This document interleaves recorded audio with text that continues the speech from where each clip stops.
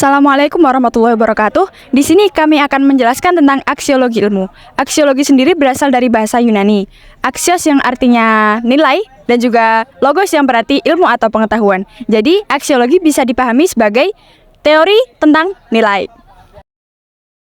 Contoh perdebatan tentang nilai yang dalam kajian filsafat disebut sebagai aksiologi. Apa yang disebut bernilai dan mempunyai nilai itu bermakna dua hal. Yang pertama, di dalam dirinya sendiri memang sudah bernilai. Dan yang kedua, dia dianggap bernilai karena kita memberikan ke dalam hal tersebut. Disinilah muncul beberapa kerumitan bagaimana menilai yang bernilai atau tidak, karena memang sangat subjektif. Meski demikian dan tidak bisa didefinisikan, bukan berarti apa yang kita anggap nilai itu tidak bisa kita pahami. Contohnya menyangkut warna. Hijau itu tidak bisa didefinisikan, tapi bisa kita pahami. Misalnya di jalan raya, ada lampu merah menunjukkan kendaraan harus berhenti dan hijau bisa jalan.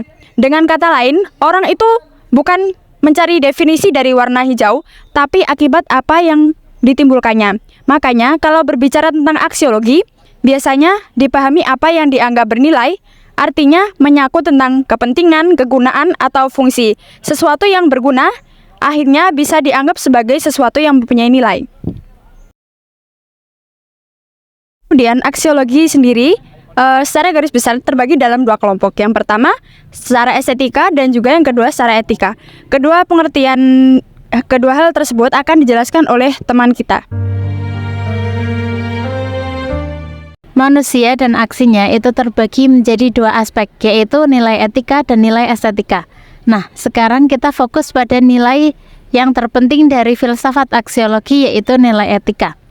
Ketika kita bicara tentang etika, tentu yang terbesit dalam pikiran kita adalah tentang tatanan manusia yang meliputi nilai, norma, moral, etika yang kemudian direfleksikan menjadi sikap dan perilaku manusia itu sendiri.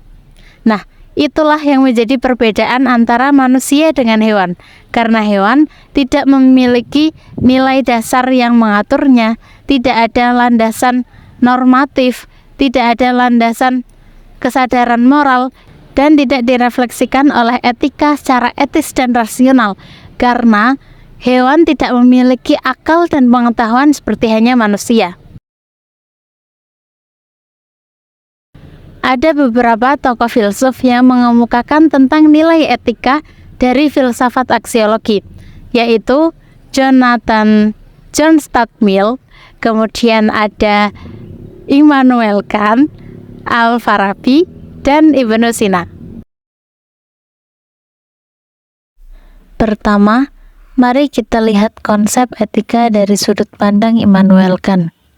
Kant mengemukakan kewajiban moral yang bersifat universal. Artinya, tindakan etis adalah tindakan yang kita lakukan karena kewajiban, bukan sekedar mengikuti keinginan atau kepentingan kita sendiri. Kant mengajarkan gagasan imperatif kategoris, yaitu tindakan yang kita lakukan haruslah mungkin diterapkan oleh semua orang tanpa kontradiksi. Contoh sederhananya adalah kita tidak berbohong, karena jika semua orang berbohong, tidak akan ada kepercayaan dalam masyarakat. Selanjutnya, kita punya pandangan etika dari John Stuart Mill. Mill mengembangkan utilitarianisme yang berfokus pada konsep kebahagiaan. Menurut Mill, tindakan etis adalah tindakan-tindakan yang menghasilkan kebahagiaan terbesar bagi sebagian orang. Artinya, dalam utilitarianisme, kita harus mengevaluasi konsekuensi tindakan kita dan memilih tindakan yang menghasilkan manfaat terbesar. Ini bisa mengarah pada pengorbanan diri untuk kebaikan bersama.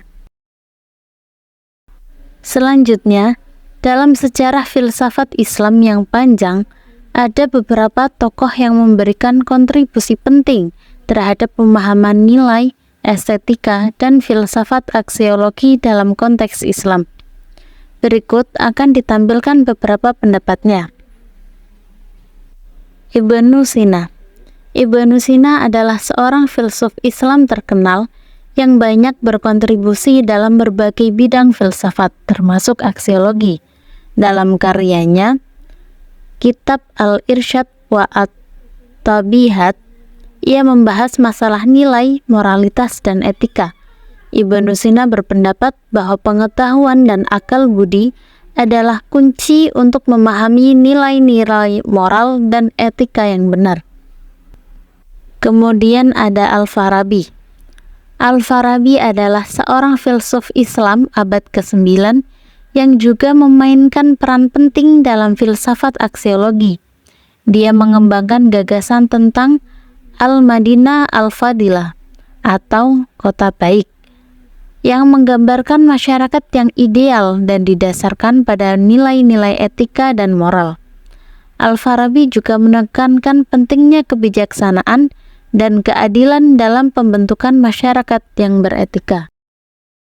Selanjutnya, nilai estetika akan dijelaskan oleh teman saya.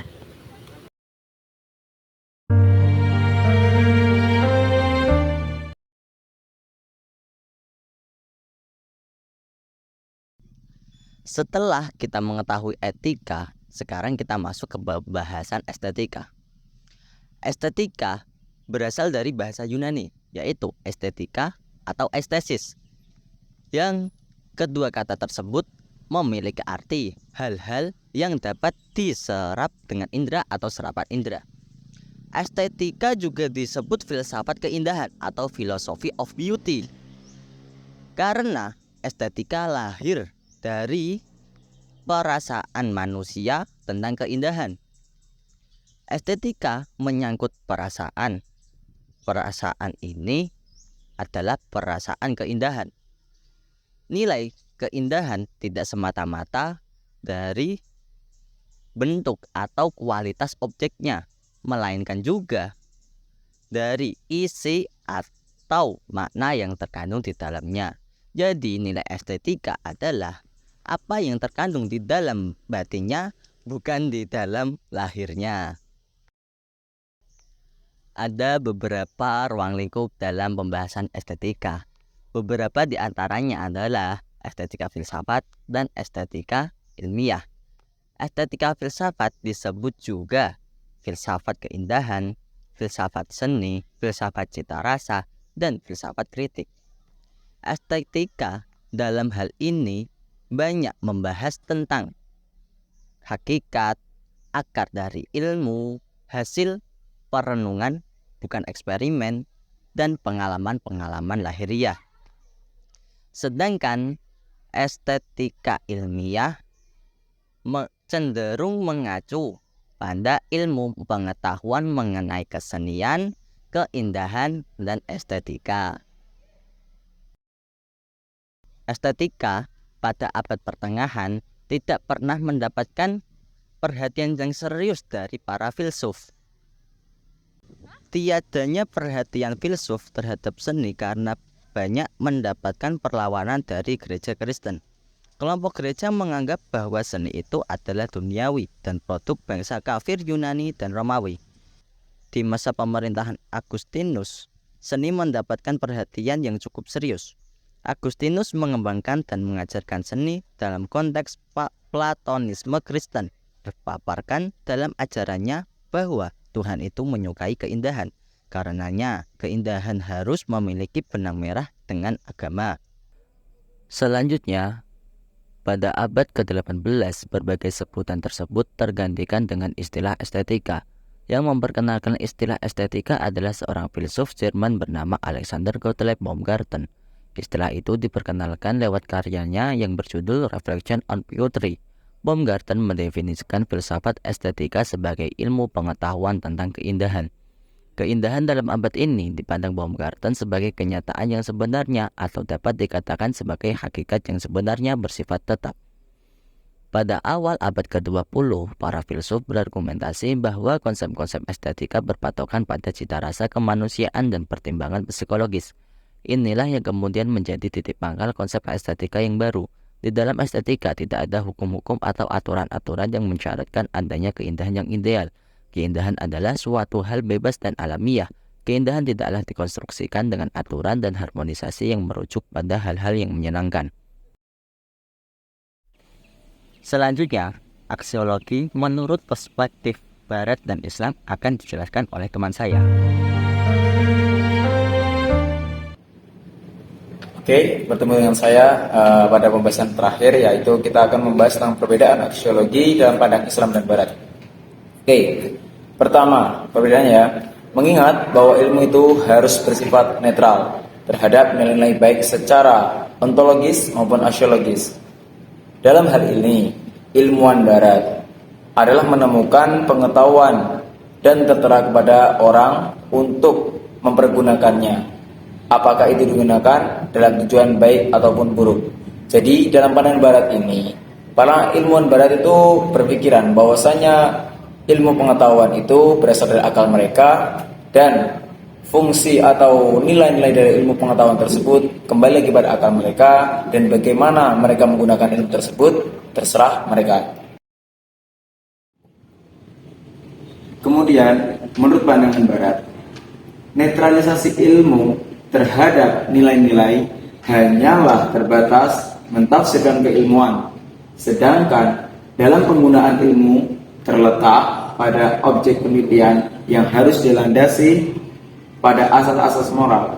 Oleh karena itu, ilmu tidak ada yang benar-benar bebas, yang selalu terikat terhadap nilai, sangat tergantung kepada siapa objek dan doktrinan yang diyakini. Oke, pembahasan yang kedua yaitu aksiologi menurut pandang Islam. Dari pengertian ilmu saja sudah berbeda jauh dari pemahaman orang-orang Barat atau dari pola pandang orang Barat. Dalam Islam, ilmu dipandang adalah ilmu yang diturunkan oleh Allah SWT kepada manusia yang termaktub dalam Al-Quran.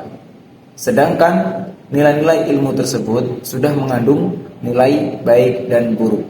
Akan tetapi dalam perspektif Islam itu berbeda, bahwasanya seorang dengan ilmu itu bisa menilai suatu hal baik atau buruk kembali lagi kepada personalnya tersebut. Hal ini jelas sudah berbeda dari Barat. Dari kalangan Barat sudah menganggap bahwasanya ilmu itu sudah muncul dari diri mereka sendiri, dari pola pikir mereka sendiri. Kemudian hal itulah yang disebut dengan ilmu.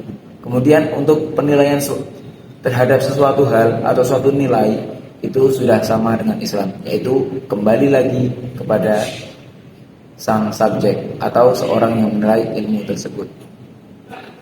Oke ya, mungkin cukup itu yang dapat saya paparkan antara perbedaan antara aksiologi dalam perspektif Barat dan perspektif Islam. Apabila ada kesalahan, saya dan kelompok saya mohon maaf. Terima kasih. See you next time.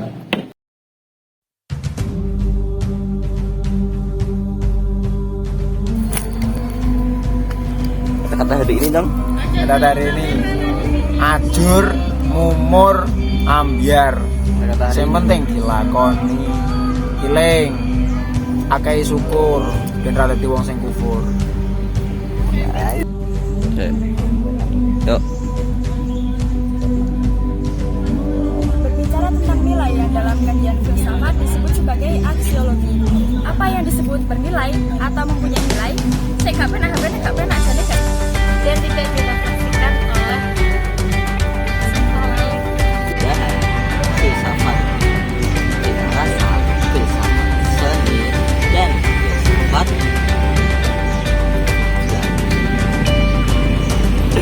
Ketika nilai-nilai ilmu menurut Islam, ilmu adalah